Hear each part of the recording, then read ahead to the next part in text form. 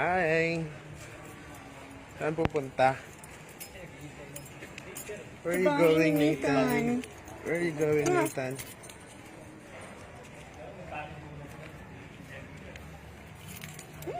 Today is turnover day. Turnover na daw yung bahay. So, pa kami dun sa unit. I-check namin kung kumpleto na. Doon yata ibibigay yung susi. No? So, what can you say, Nathan? About I got my keys, Baba. I got my own keys. I don't need any more keys. I got my own keys. I just have to. So, check namin. Last time na pinuntahan namin, wala siyang tiles. So, check natin ngayon kung may tiles na. Nilagyan na nila ng tiles after 1 month. 1 month na yun, pumunta. Nasa punta natin. Yeah.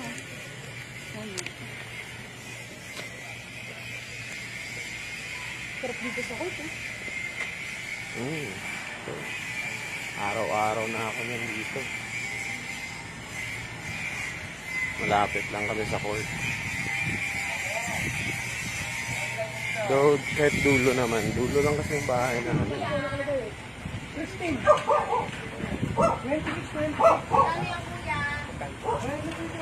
Ano kayong pangalan ng street na to? No?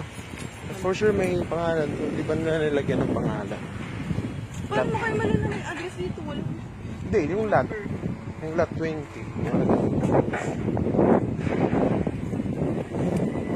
Ayos na rin dito. Sa likod, oh. Gagawin niya atang kalsada to, eh. Ayan. Tingnan natin ang bahay ngayon. Spring nga. Kiss, Mama. Kiss, Mama. Hey, what can you say about the turnover? I can see myself, Papa. You can see yourself. It's hot, eh.